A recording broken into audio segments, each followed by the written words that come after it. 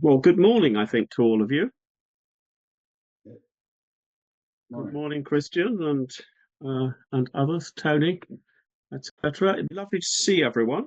And thank you for responding quickly to my invitation to coming today rather than coming on Friday when I think you're otherwise engaged. Well, technically Friday is a work day, but So was it not a lot Thursday of you're work gets otherwise done engaged? in the US on Friday after Thanksgiving. Yes, well, I have to admit, I hadn't realised that. I hadn't quite realised when I booked it a month ago that it was going to be a clash. But anyway, it's an opportunity to meet you all and to have a slightly more intimate webinar, which is a nice thing. Anyway, um, was it something that you would like to introduce yourselves as we have a sort of relatively small group today? Christian, would you like to introduce yourself and um, then everyone can know who you are as well? Sure. Yeah. So Christian Hildahl, I run a financial services firm, uh, really all over the U.S., but I'm based in Raleigh, North Carolina. Um, is that Tony? Tony? Yeah, good morning, everyone. Yeah, I'm based in the New York area. I have an investment banking firm and consulting firm, so I'm curious to hear looking forward to hearing what you have to say today. Good. And is it? I can't remember. Hang on. Uh, uh, I think the detail is Tackerman, but I'm sure that you Right. have a. It is. So thank you. My name is Todd Ackerman, and I am an owner of a medical equipment supply company in the Northeast. So sort of north of New York, so that sort of area. Yeah. Correct. Okay. Okay. Well, welcome to everyone. And thank you for responding quickly. I was looking at the attendees and realised that there were one or two people who had signed up from the US, and having had Christian and Taylor, who hasn't made it so far, suggest that the day after Thanksgiving was not a good idea. I decided to quickly offer you an opportunity to see this webinar today. So my name's Anthony Pollock. I run an advisory firm. We help companies prepare for exit, but we also offer fractional CFO roles and also some organizational development in companies. That my colleague runs a mixture of a hybrid consulting, coaching, organizational improvement business. And we find that sort of fits quite well with both preparing for exit and trying to grow the business from a CFO perspective. So let me kick off with and get this.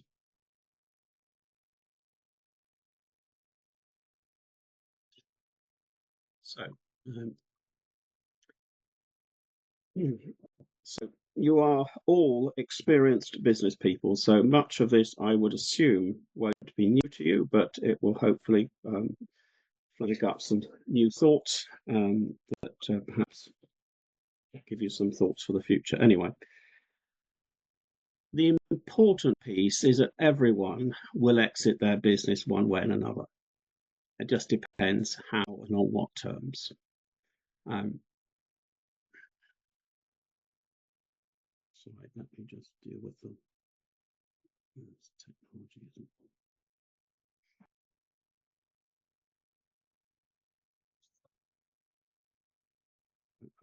Hang on a second. Sorry, this slide isn't working the way I expected it to.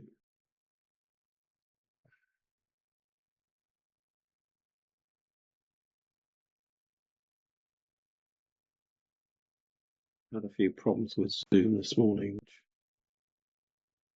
Oh dear.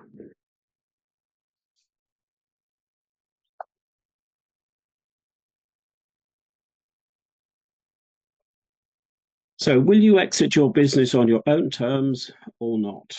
And one of the things that we've come across is that if you are ready to sell, if you can do a deal, you've got your ducks in a row, you've got your business properly organized, and you know the number, some people have managed to sell a business within 4 to 6 weeks. Unusual, I agree, but it is possible. However, 50%, it said, I think actually it's probably higher than that, will be forced to sell. They will sell at times that they would regret later or wish they had planned beforehand. And these are distress. I've come across a number of business owners who are fed up. They've had enough. They've been on the treadmill for 10, 15, 20 years, and they just want to get out. And that means that creates a whole series of issues when you want to sell. There can be disagreements with the team or within the team. Some people want to go in one direction, some people want to go in another, and that can create problems. Increasingly, disease, cancer, or some sort of disability resulting from an accident can result in you having to sell because you can't carry on as you had done before. And then the last two, divorce. We don't plan to get divorced when we marry, but again, increasingly, business owners in the middle of their business development suddenly discover that they're having to get divorced and they have to either sell the business or raise money in order to pay off their ex-spouse. And then finally, death. We never know quite when we're going to pass away, but it comes to us all in the end. And increasingly, there are issues with timing. So, business survival. These are UK numbers, but I would suspect that they're pretty similar to parts of the US as well. So, in the period 2014 to 2018, we had the businesses that started in 2014, over 50% of those businesses had failed by 2018. That's only 42.5% had survived. And of those 42.5%, 90% weren't saleable. Of the remainder, 80% won't sell. And finally, only 5% will actually sell for target value. And that's 1 in over 2,000. And what we like to do is to try and help those that survive the first 5 years get ready and get into the right situation to sell, because so many just aren't. And so we have a question that comes from Alice in Wonderland, and Alice is wondering which way to go. So she asked the Cheshire Cat, who's sitting in a tree, which way should I go? And he asks, that depends a good deal on where you want to get to. Alice says she doesn't much care. Now, most business owners do care where they want to get to, but some are uncertain. And the Cheshire Cat then replies that it doesn't really matter where you go if you don't really know where you want to go. But as a business owner, whether it's yourselves or your clients, the importance of having a clear direction and a clear objective is vital. So what should you do? And one of the key questions is, how long have you got until you want to exit? And we use a system where we look at where the business owner is now and when they can want to retire by. So if you were deciding to retire in 2023, you will need about 3 years to get the business in the right shape to maximize its value. Then you will probably need to spend a year, maybe longer, actually finding the right buyer and negotiating the deal. And then there can be up to 3 years of actually working for the new organization, ensuring that you get your payout in the end. And so we effectively have pretty much a minimum of 7 years between the time that somebody wants to sell and the time that actually they finally get out with all their money. And I had a client last year who wanted to sell in 6 months, and it was just impossible. And he'd got into that position of just being just being discouraged. He just wanted to get out. He was distressed. He didn't like the business anymore, but he was stuck because he couldn't actually get the business into the right shape to sell quickly enough. So if you are forced to sell, then you will suffer a discount. It's a bit like selling a house in an emergency. You can sell a house. It's just a matter of price, and the quicker you want to sell it, the more you have to give a discount. So, and the question I then ask is, okay, well, how would you feel if you had to take a 60% discount or a 50% discount on the value of the business, considering all the work and sweat and toil that has been put into developing it, and the importance of having a plan to get there. So the question is, does the business owner, do you or your clients have a clear plan as to when they want to exit and how to exit with maximum value? First question is, why are you selling? It comes back to the 7 Ds I put up earlier. And also, what will you do after you sell? That's based on some research where 75% of business owners regretted selling a year later. That's often because their life is tied up in the business and they haven't thought about what they might do. So one of the things we seek to do is to help the business owner to think about and to look at and start to plan for life when they aren't spending 70 or 80 hours a week in the business. So these are some exit options that are quite common.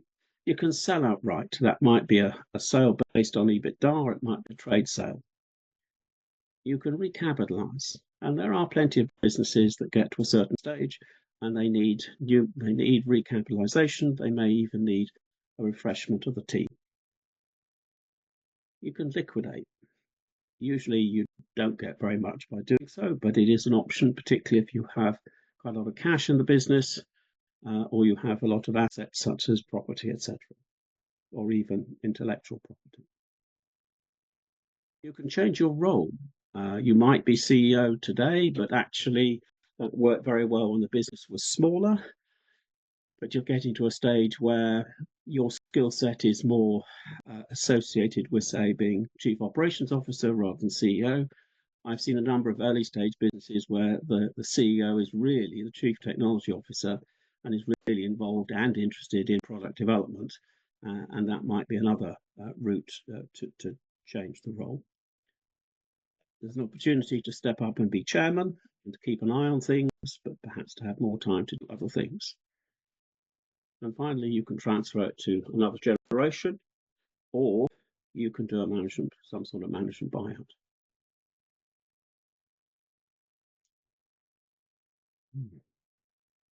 So here we have, what might you do after you sell? Visit exotic locations. The technology is a little bit slow here. So you can visit exotic locations, take a road trip, go and sit on the beach and have your family to visit, or even do exotic things like hot air balloon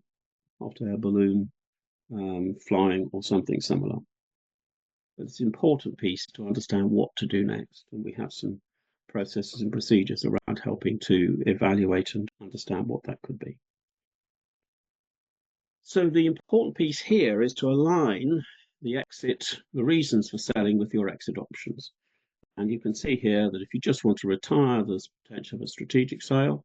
I was involved in a business that recently sold for 32 times EBITDA. That was part of a retirement of some of the directors, but also was a part of a consolidation in the industry, and so they got a very good value. Could be the market's peaked, or the market's changing, and actually the size of your business compared to the size it needs to be in the future has changed. And this can often be the case where you get developments around technology, that you have a premium for being early into the industry. But as the industry matures and consolidates, perhaps the profitability starts to decline, and actually you need to sort of join forces with another business in order to get critical mass. And so that may be a good opportunity to sell strategically. If you're worried about risk, and you may want to simply to recapitalize, or that may also fit in with the strategic sale. If you're bored, you could just do a sale of some description, or you could liquidate it. If you want to do something else, we've talked a little bit about this beforehand. You can change your role, move upstairs, look at a straight sale, or just liquidate it. And if you've got health issues, you've got the opportunity of selling, management buyout, or etc. So these all are connected to what you might do next.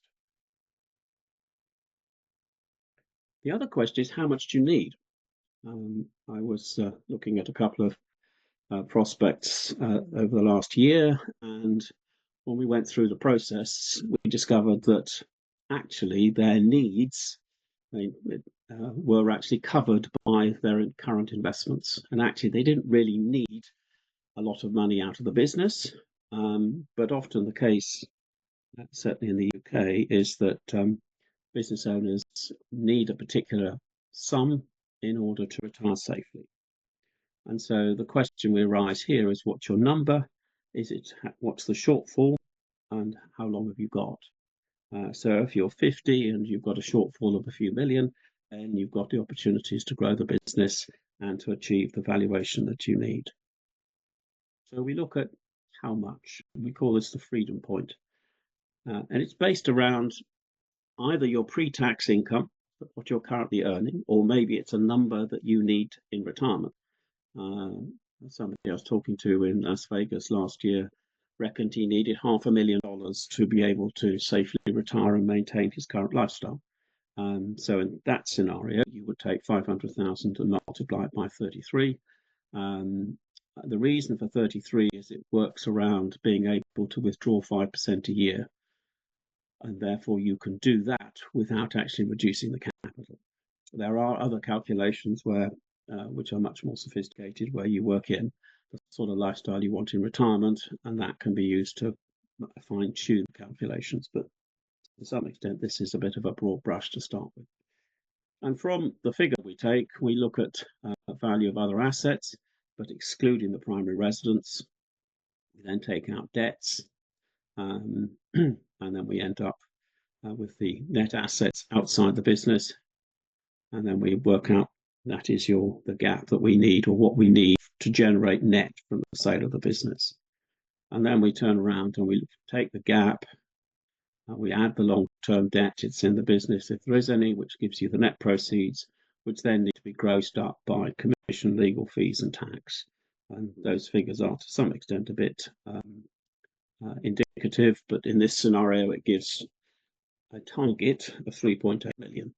And so that is what we would aim to be working towards over the period of the engagement. So Anthony, next, just a quick question. I'm having to multitask with some phone calls in between this. Are you going to be sending out a copy of this so that I could watch it undistracted? I think that I'm aiming to record it. If I don't get a successful recording today, I will send you the recording from the webinar on Friday. Very good. Yes, there will be a recording, and you can listen to it. Okay. Sorry to interrupt. All right. Not at all. I'm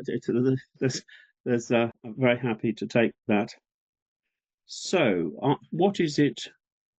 You've got the target. Now we look at what the business is worth, and we take profit. A lot of businesses have a sort of indicative multiple of about 3.5. If we were to increase the profit, we would increase the value, but only by 3 times the increase in profit, in this case 350,000. However, if we work on the value of the business, and we look at we'll come on to them later, the 8 key drivers of value, and we improve those, then we improve the multiple.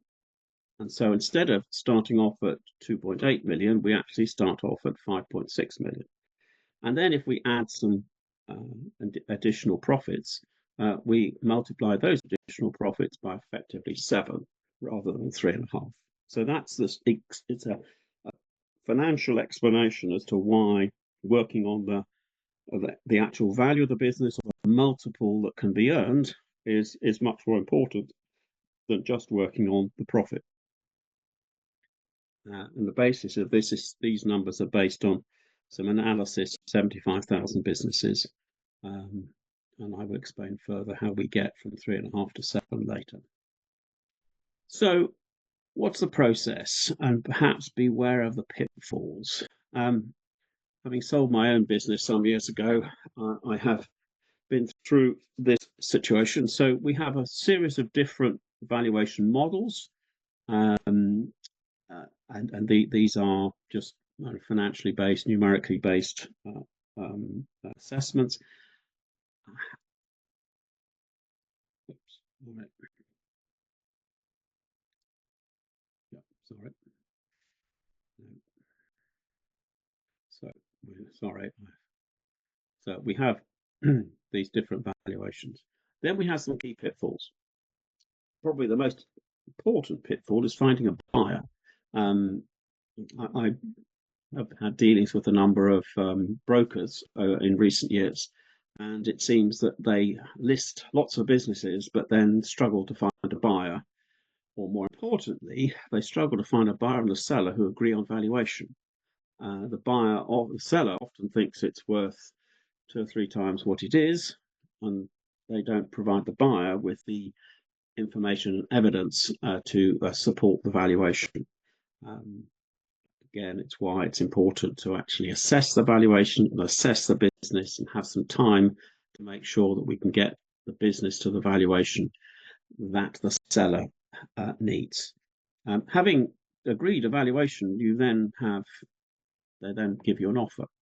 But that's not the end of the situation, as you well know. The buyer will then undertake due diligence. And there are plenty of deals that fall down at due diligence because not everything's been revealed. They discover something they don't like, or market changes in the meantime, and suddenly what they thought was a good deal suddenly isn't. Interest rates go up, political change, war in some part of the world where the business does business. So the understanding the due diligence and ensuring that the due diligence piece is looked at and considered and evaluated before we get too far down the line is really very important. And then you get to completion, and then we come up to the earn out period, and I'll talk a bit about that in a second. Most deals are structured around an amount up front, an amount deferred, some targets that trigger the release of the deferred amount, an earn-out period, and personal terms. And again, often these are set by the buyer, and the seller can find that they're selling their business actually for the upfront fee, the upfront amount, which might be as little as 25% or less. And the question arises is, are the targets achievable? Can they cope with the earn-out period? And do they like the personal terms? And that's a challenge. The earn-out risks are that the business owner can't work with somebody else. One of the key and most important pieces to talk when talking to the business owner looking to sell is you have run the business. Every decision has been made by you. How are you going to feel when somebody else is making those decisions? I remember when I sold my counselling practice and went to work for my buyer, and suddenly I couldn't make decisions about which software to use or what operating system or how to get clients or anything like that. And I was sort of standing on the sidelines thinking, well, why are you making that decision? And why are you doing this? And I wouldn't do. It was really very frustrating. Second one is, can you achieve the earn-out targets? If you're struggling to work with other people, it may be that the earnout targets are set in a way that actually are difficult to achieve. They may even be impossible to achieve. So it's really important that when these targets are being set in the negotiations, that you really do believe that they can be achieved, and that the resources that you need to achieve them are part of the deal.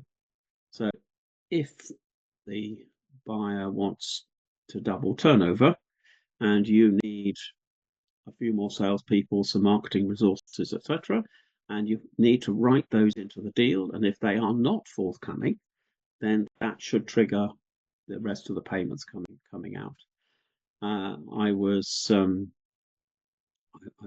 talking to a lady who had been recruited by a law firm in London, and the law firm had decided to expand, and they recruited a number of specialists, and they said, yes, we want you to come in, but we want you to go and effectively get business, which was fine, except that they didn't actually expand the marketing capacity for the person tasked with getting new business to actually go and achieve it.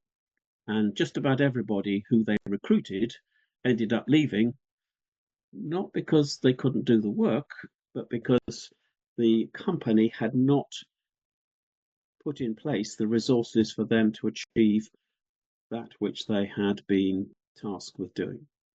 I've talked about control, and the other question I've alluded to is this dependency. You know, if you're the buyer, can I actually do and deliver what you want, or can you actually put a spanner in the works? Because the reality is maybe the buyer wants to buy the company for a quarter of the price that they said, and they can do that by messing around with the ability to achieve the targets. So again, really important warning. So what do we do next? And that coming back to the timer, which I've talked about already, but it's again important to emphasize. If you've done some work, or your clients have done work around getting into the right shape, then this 2 or 3 years can be shortened. If you know of who their buyers might be, and one of the things we do as part of this process is to look at who the buyers of a particular company could be, and we work with client to try and understand and get that clearer. Some of these timescales can be shortened, and if we get the terms right around exit and the aspects of if the terms of the earnout and terms are such that we can shorten this 3-year period. So if you've got the details and you can, as this earnout period is largely responsible for maintaining the client base, the staff base, and the productivity of the business that you're selling. If you set that up in a way that is easy to maintain, then you may get out in 18 months rather than 3 years. And my cousin and her husband sold a business a few years ago for a few million, and they got out in 18 months. And that's probably easier than 3 years. So I would suggest that the planning is try and get out in 18 months, but then you need to make sure that the business is able to be sold and isn't dependent on the owner. So the other piece I wanted to talk about briefly is improving EBITDA multiples. And so we also look around closing the gap by using the 8 key drivers of value. So the EBITDA piece is connected with improving one of the component numbers that the value is calculated on, and the 8 drivers of value is improved around is aimed to improve the multiplier. So in order to improve the multiplier, we look at the financial performance of the business. Here we are. Look at the financial performance of the business, which is fundamentally sales and profit. And looking at a number of businesses that have been engaged in business for a number of years, there's quite likely to be bits of fat that need to be removed. There's quite possible to be overheads that perhaps have been taken on and can be chopped and cut and aren't needed anymore. And so there's a piece around sort of getting the business fit and improving profitability in order to improve the EBITDA number. The other piece is if there's a period of years where we need to increase the sales of the business, then there's a piece of work to be done around marketing and sales. And sometimes I'm quite surprised how business owners haven't really thought through their acquisition of business. I was talking with a company up in Canada earlier on this year, and they had a very good sales process from the point of view of when prospects sort of appeared and said, "I'd like to try your software," and they were closing in excess of 1 in 2 inquiries and turning them into customers. But the marketing piece, the how do we know that you exist and that your product is good for us, was actually well, the marketing guy said I sent out 11,000 emails, and the marketing piece was costing the company about 100,000 Canadian dollars, and they certainly weren't getting value for money, and that was contributing to the fact that they didn't get enough sales. So if we look now at the growth potential, so we've got the financial performance. What's the growth potential? Businesses have more value if they have higher growth potential, and that is the growth that has been reflected in the business over the last, say, 3 to 5 years.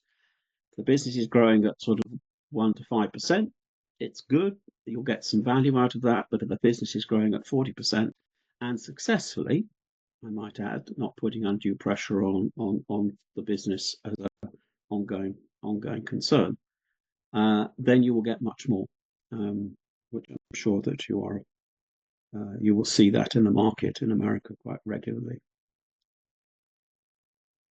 So we move on to what we call the Switzerland structure, which is, sorry, we seem to be problematic here. It's the dependency of the business on individual staff members, customers, or suppliers. If you have a company which has, let's say, an employee who isn't a shareholder, isn't a director, who can just decide to go off and take half the business, take customers with him, then the business is under risk of not being sold, and there's a problem to some extent that the owner could lose a substantial chunk of business. So in this area, we look at the employee, customer, supplier dependencies, and with the customers and suppliers, the objective is to reduce the reliance on any one customer or supplier to less than 15%. And it's important to have substitutes available. And with the employee, it's linked to having proper procedures, standard operating procedures, so that new employees can come in, and ensuring that no one is too critical. The other way, of course, is to reward the employee for the sale of the business in the future, and that can make it financially beneficial to stay and successfully deliver the sale. Working capital. This is based on if the buyer has to pay you some money, or your client some money, and then also pay some money in for working capital, the level of working capital that they are required to support, it often reduces the amount that can be paid to the owner. And so in this area, we look at the underlying working capital requirements and monitor them, and to be able to reduce the debtor days and stock and work in progress days, because otherwise you can suddenly discover that you've got a few £1,000,000 tied up in work in progress and stock that means that you get that money less.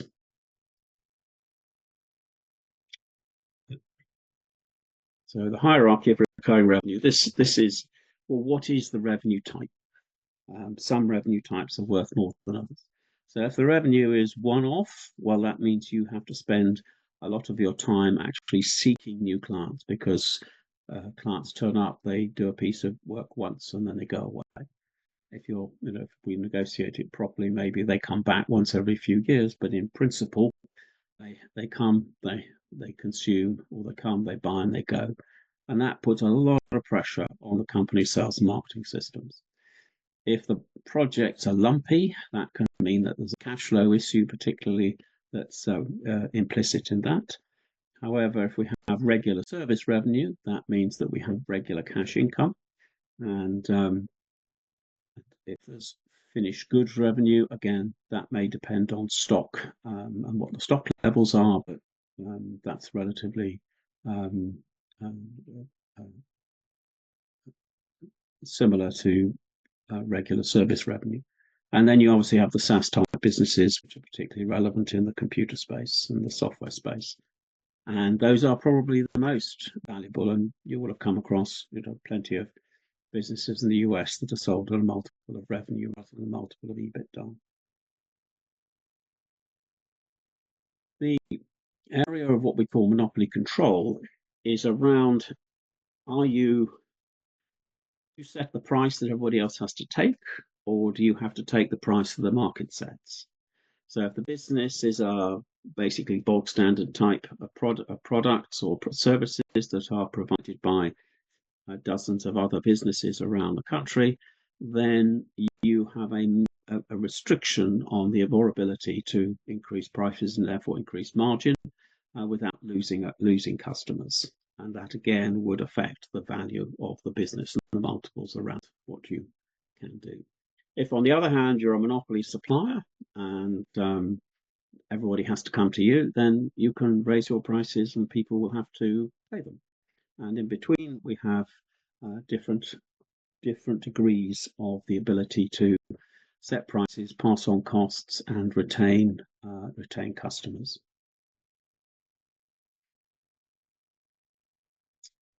Customer satisfaction. I think this is something in the SME sector is often under recognized.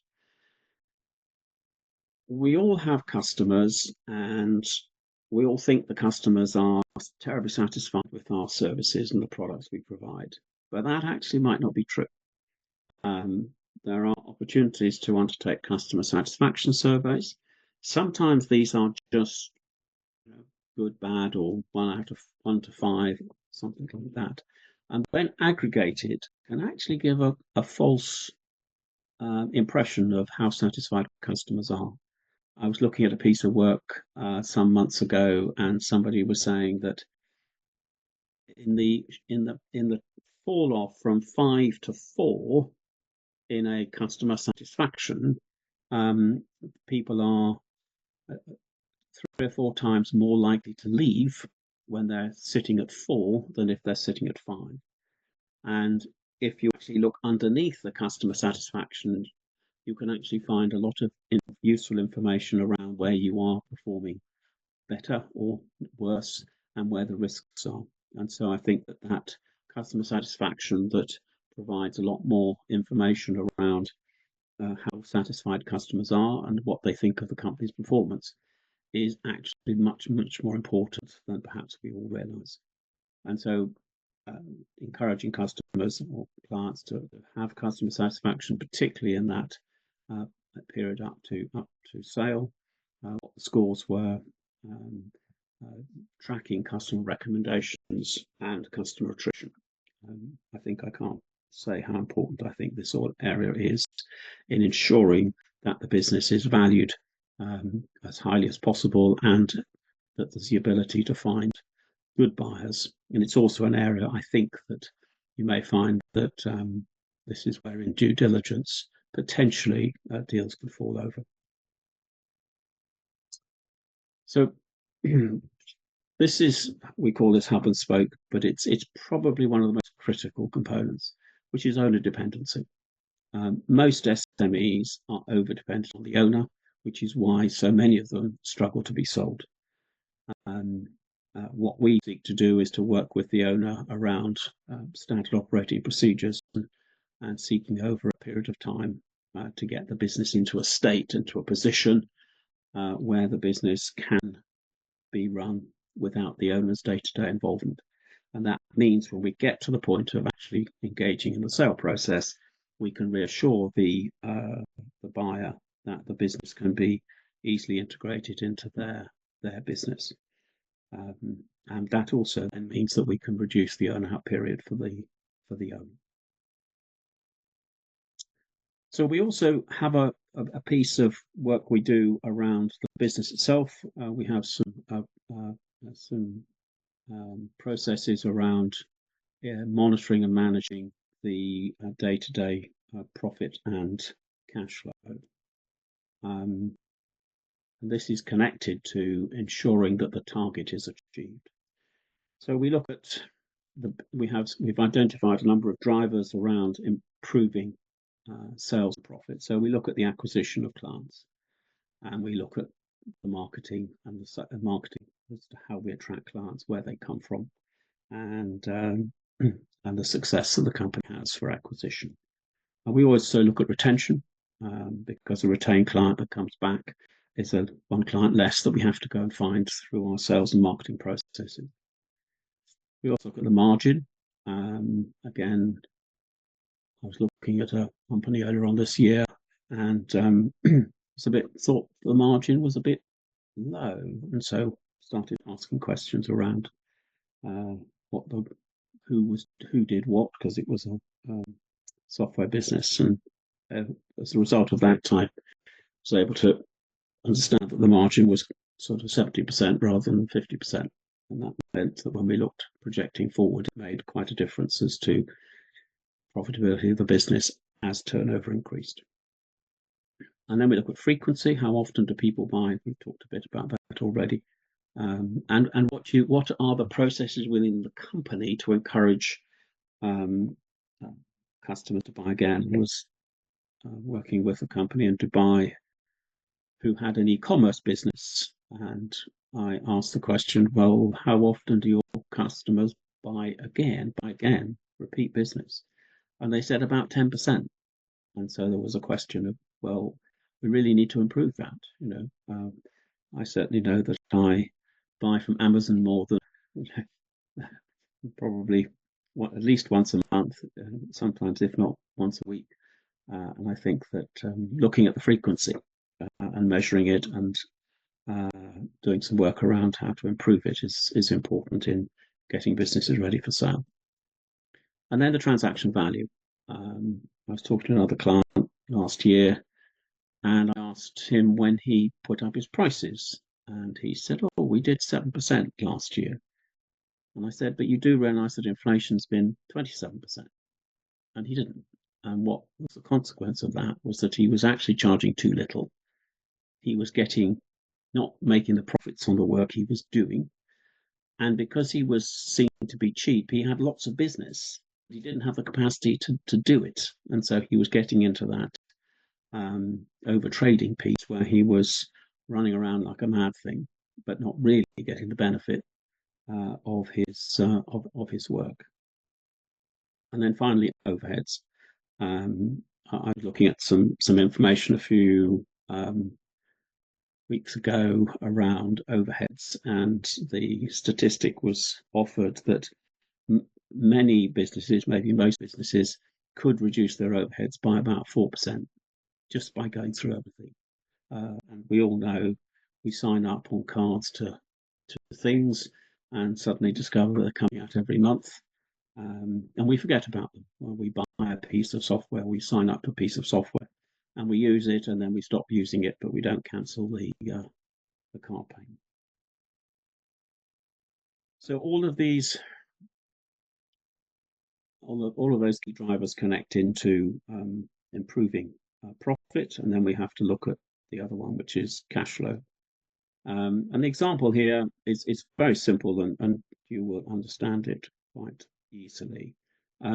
We have this example where we have increase in profitability, mainly through increases in margin rather than increases in sales levels. However, if we were to increase the sales, if instead of increasing the sales level, we actually looked at changing the debtor days, because the debtor days here are 72, which is rather high, which means we've got rather a lot of money tied up in debtors. And if we just reduced the debtor days from 70 to 40, we would actually throw out £87,000 into the bank account. And we would effectively turn the bank overdraft into a credit, and that would then give cash to be able to deploy to improve the business across the board. And that's just an illustration of the how managing the debtor, creditor, and stock days can actually have a significant impact on the cash situation of the business. This is another example of if the turnover was increased by 50%.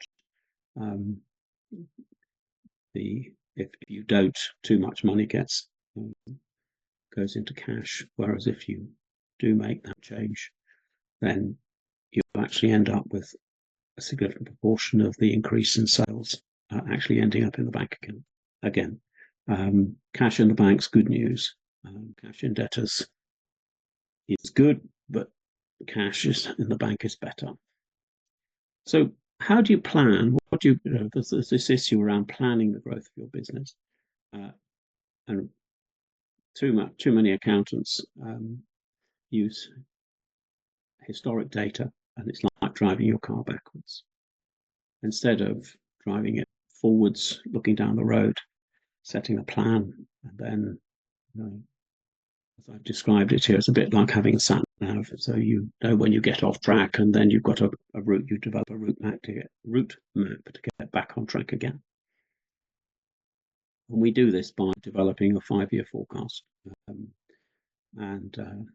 that enables us to understand the profitability, to understand cash flow, and it's also a way of setting the target. So if a client has to achieve a particular sales level or profitability level in order to get the valuation that they desire, we can actually work to plan that at a high level and then plan it in detail and then use it as a to monitor and manage the achievement.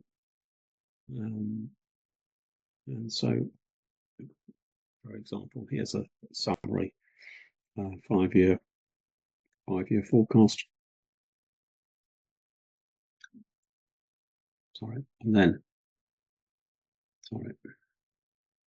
So having done that, we can't just sit back. We've got to actually manage and monitor what we do, and it's a bit like being in a car journey and asking every few minutes, are we there? And the answer is no, not yet, but we look at and review progress, certainly monthly, minimum quarterly, and that gives everyone within the team the opportunity to understand their responsibilities in achieving the end goal. So we keep an eye on the road, we review, and two of the key KPIs obviously are sales, which you can see here. We can see where you are, and cash. Also, we look at profitability as well, but these are the two key ones that are here, and we can see where we're at. We can also look at the valuation of the business and the target valuation. We have a series of different methods. We can then weight the methods in order to achieve the target that we want.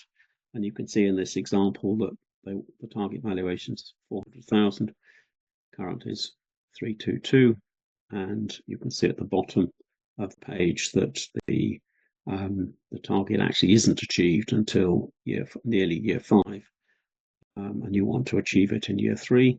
Well, this enables us to look at how do we get there. It'll be a mixture of improving the customer acquisition or reducing customer attrition or making sure that we keep up with inflation.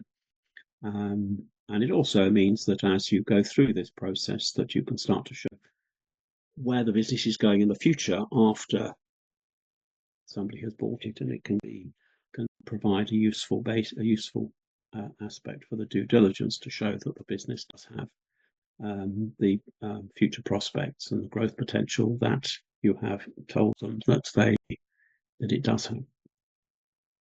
So in summary, important to understand the timescale to exit. Very important to know your number and being ready to sell. understanding reasons for exit and what to do next, knowing how much money you need, understanding how much your business is worth today, and how then following that, planning how to improve the EBITDA multipliers, how to improve cash flow and profit. I can't read the next one because I've got something in the way, but the importance of having a proper plan for the next 5 years, and then monitoring it and aiming to achieve a high value exit. So I don't know whether it's